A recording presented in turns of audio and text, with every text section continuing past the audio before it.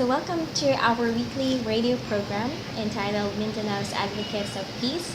And today, as part of our maiden broadcast, we will be interviewing Ms. Rhea Silvosa, who is involved with or is connected with Mindanao Peace Building Institute. Let's get to know more about her and the efforts of Mindanao Peace Building Institute.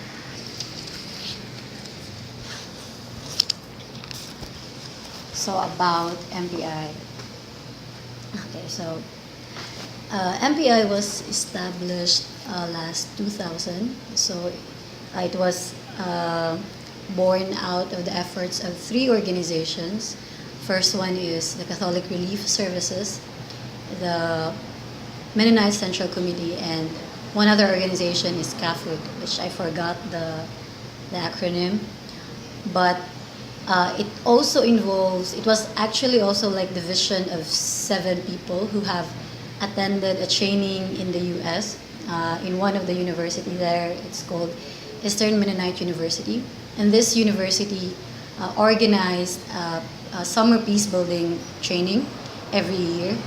And so these 7 individuals, when they attended the SPI, the Summer Peace Building Institute, they thought to themselves, why not have a similar training here in the Philippines? So when they came back, they had a meeting. They invited these organizations and some other local organization in the Philippines, and they established MPI.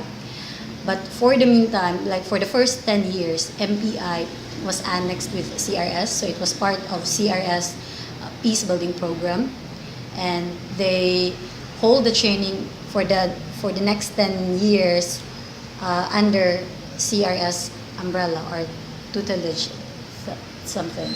And then, but the idea would be to have MPI as a separate entity, like a standalone organization. So in 2009, MPI was registered to the Security Exchange Commission as a separate organization. So as a training institute, MPI is old, but as an organization, it's very young. It's still 5 years.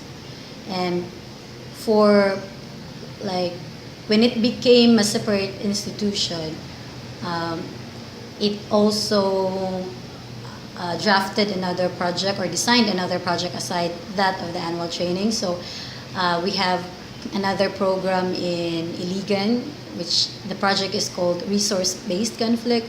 So basically, they help 7 tribal organization or indigenous communities to get their ancestral domain certificate, and also capacitate their leaders in terms of leadership, organizational management, financial management, and those other things that could like improve their organization and make them sustainable in the long run.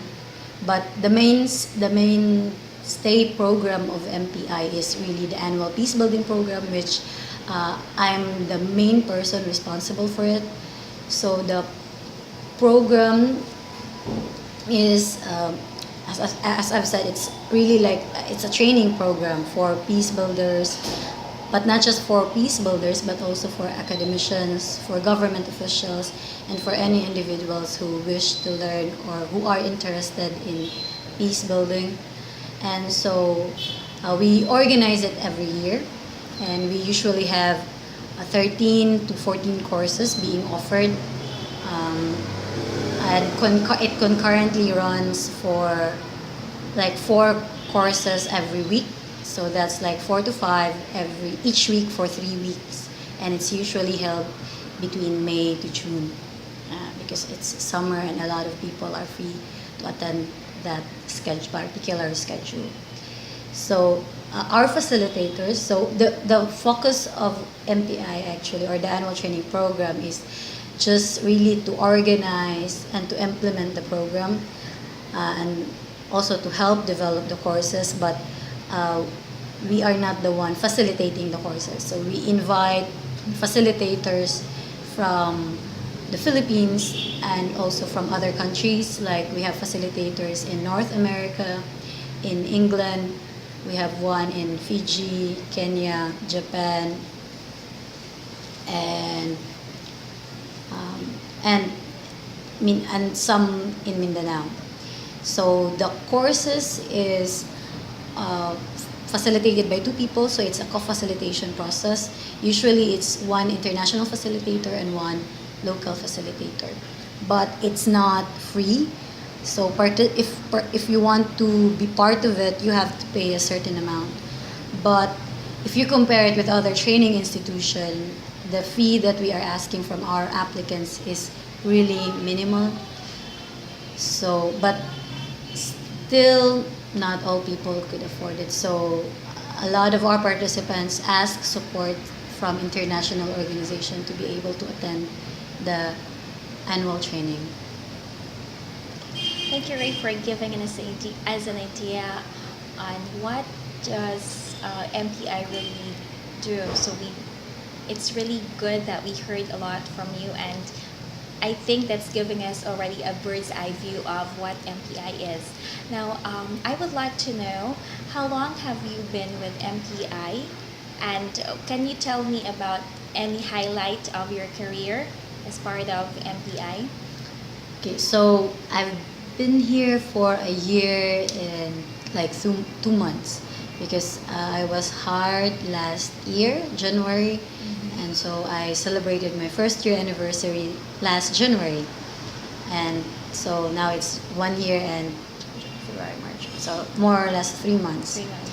And I was the person responsible for the 2014 training, so this will be my second year organizing the annual training. So I think the highlight would be like I was able to do the 2014 training even though I was new, like January, and then I was here January 2014, and we had a training May 2014. We were able to successfully conduct it. The other would be like I was sent to a similar training program in China as part of our learning exchange partnership with another organization in Korea. So, do you want me to tell you about it? Sure. Okay.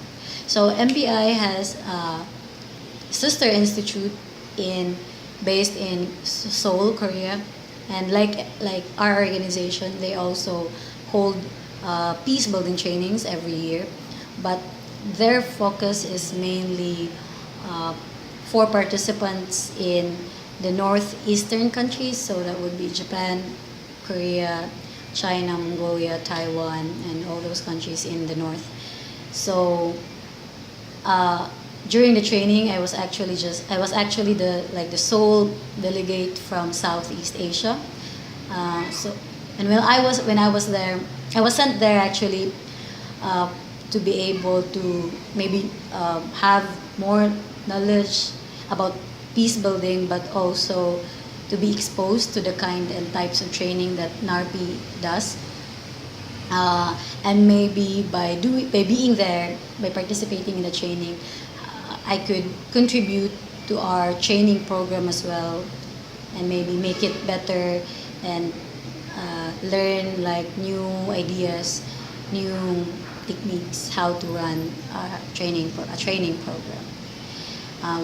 And the experience was really, really good. It was really refreshing. It was like an eye opener for me because I learned things like some history that's not the mainstream history. It's not written in any textbook.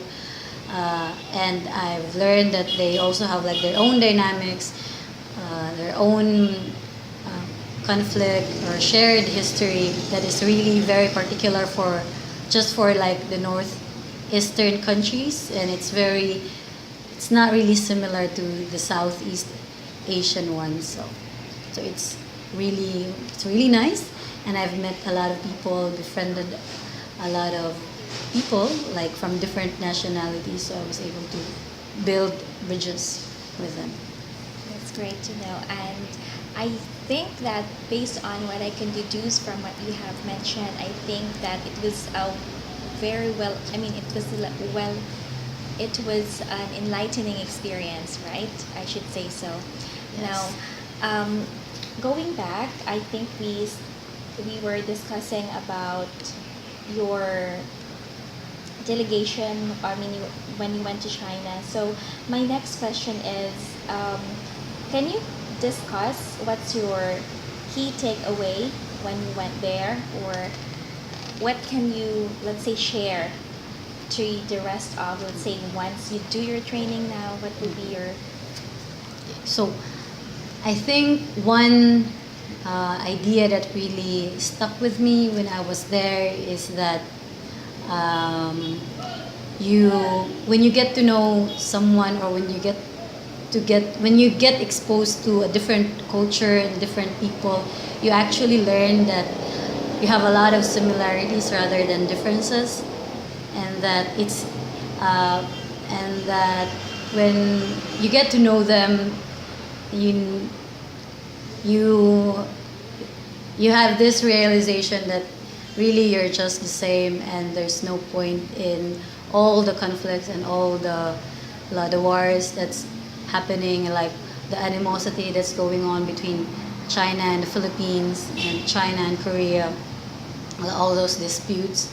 And because we went there to learn, like, about peace building, about how to become good peace builders, and I think we accomplished it. Maybe although it's just in smaller way, and that's just like being friends with one another. Like, I have Chinese friends, I have Korean friends, Japanese friends, by being in that environment. And now when I hear about, like, conflicts going on between our country and China with the land disputes, now I don't see Chinese as, monsters, or as thieves, or land grabbers. I see them in a different, maybe in a more understanding light, because I've met someone there, and I've known the people there. Maybe not all, but they've shown me a different face of China. So maybe that's one of the most beautiful thing, I guess, that I've taken away from that training. So basically, I should say that it changed your perspective, right? And Yes. peace building is a universal effort. Yes. Okay. Yeah, and peace building is actually really changing perspective. Thank you, Rhea. And since we were discussing about, since our program is all about Mindanao's advocates of peace, now, of course, you are involved or directly involved with these trainings, which involves peace building and organizing them. So, since you're directly involved with these efforts, I would like to ask if, how about you personally, or maybe professionally, how will you how will you describe the status of Mindanao peace? How is it? Well, I've had to say that when I first came into this organization, when I first came into MPI, I really don't have any idea about Mindanao, about maybe just a little, but not. But I usually take it for granted about what's happening in the south, the ongoing peace process. So I took it all for granted, and I really don't know anything. But when I came in, and when I became involved with my work, and meeting all these people who are involved with the peace efforts here in Mindanao, so I came to realize just how important it is. And with all the things that's been happening, it's a bit bleak. But I still would rather have hope than lose it. I think we still have a future, and I think peace is still achievable if we work together. Like, as for me personally, what I can do would be, um, if I meet, like, in like with what's happening, with what happened with Mama Sapano incident, like, there was really an outrage in social media. Like, a lot of people are calling for war, trying to stop the peace process, and there was a lot of prejudice and biases towards Muslims, which some of them are really unfounded. And then, so what I try to do is I try to maybe raise awareness along with others, um, to encourage people to at least get to know the Muslim people, like, because a lot of them are saying that Muslims are bad, Muslims are this, blah blah blah blah blah, but they actually don't have any Muslim friends. So it's very unfair for them to say so when they have not really made an effort to connect with this group of people. So that's what I try to do. I try to tell them that maybe you should get to know them, at least get to know one person. Try to hear their stories, and maybe also try to learn a little more about the Mindanao history, about what happened to them, which is not really discussed in any of the textbooks in the Philippines, in our country. And as as as as a staff of Mindanao Peace Building, what we do is that we try to partner with other organizations to organize forums, and of course, like, still raising awareness through social media. Like, we have a Facebook page where we post things and uh, encourage responsible postings.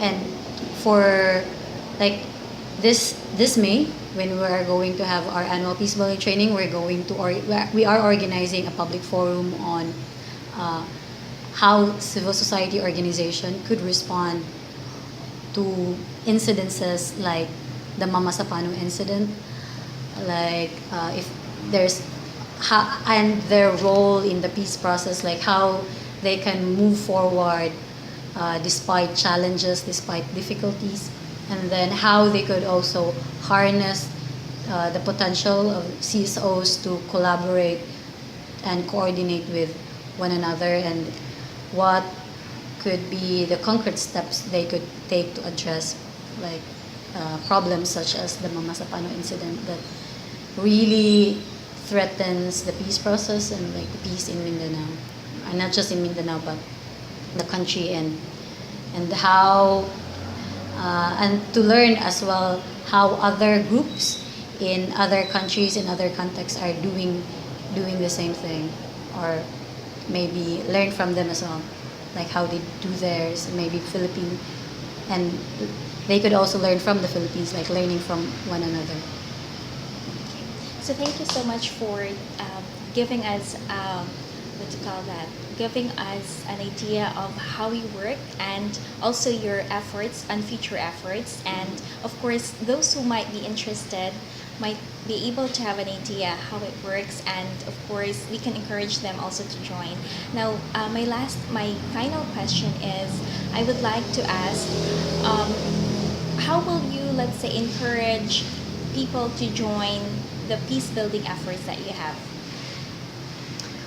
Well, maybe by to make them realize that peace is not a one man's issue, that it should be everybody's concern, and that everybody is, in a way, has something to contribute towards peace, maybe by just being understanding, by being kind, or by being responsible in their comments when they're commenting in Facebook and social media, and by being open-minded, trying to learn a different culture, like maybe befriending someone from another group, from the Muslim community or from the indigenous community, and really being open-minded about, and seeing that we're not really different.